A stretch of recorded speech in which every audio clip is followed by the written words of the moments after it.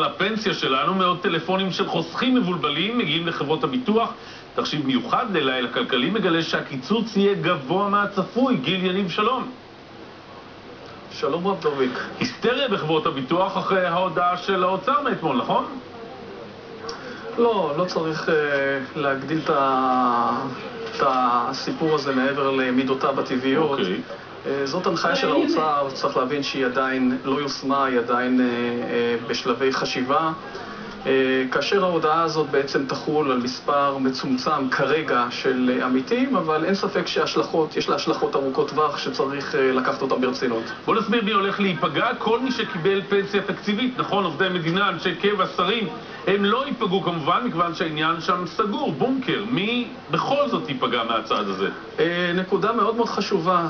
נקודה שאתה מעלה. מדינת ישראל למעשה חילקה את עולם הפנסיות לשניים. עולם של פנסיות מוגנות, שזה הפנסיה התקציבית, כמו שדיברת, שהיה במשרדים ממשלתיים, בצה"ל, במשטרה, חברי כנסת, שופטים, אקסטרה, לבין חברי הפנסיה הצוברת, שזה כל העמיתים שנכנסו לפנסיה, לקרנות החדשות מ-1995 ואילך, וגם במשרדי ממשלה, החל בתחילת שנות ה-2000, הוחלט לעבור לפנסיה צוברת. מי שיפגע מהמהלך הזה זה אנשים בפנסיה הצוברת, אותה פנסיה שאנחנו מכנים הפנסיה החדשה. השאר, לפחות כרגע, מוגנים.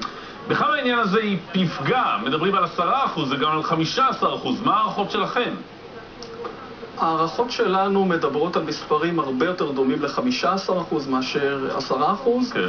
ובהתחשב ברמת הפנסיות הממוצעות במדינת ישראל, שדרך אגב היא לא נורא גבוהה, אנחנו נוטים לחשוב על פנסיה כעל נכס שיחזיק אותנו ברמת חיים גבוהה בגיל הפרישה, בפועל רמת הפנסיות היא לא יותר מ-5,000 שקל. זה נתון מאוד מפתיע.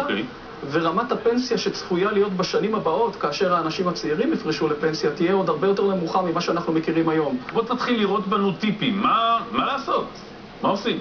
תראה, ברמה הנמוכה אני חושב שכל בן אדם בסופו של דבר בעולם הקפיטליסטי של היום יצטרך לדאוג לעצמו. איך דואגים? פעם אחת זה לדאוג להתחיל לחסוך בגיל מאוד צעיר.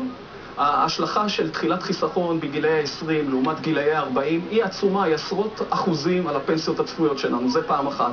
פעם שנייה זה לדאוג שבאמת הפנסיה תהיינה בשיעורים משמעותיים, ולא בשיעורים מצומצמים. מה עוד? הדבר השלישי זה לדאוג שהפנסיה תחול על כל השכר או ההכנסה שאותה אנחנו מושכים, ולא רק על החלקים ממנה, כי זה ישליך לנו באופן ישיר על זכויות הפנסיה שלנו.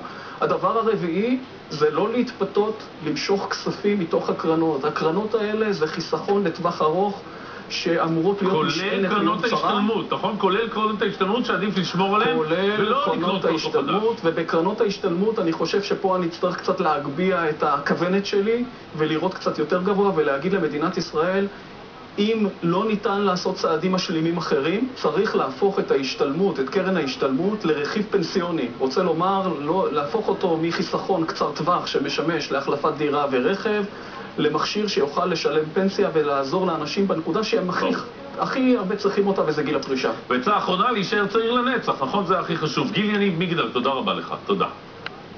תודה רבה דוביק.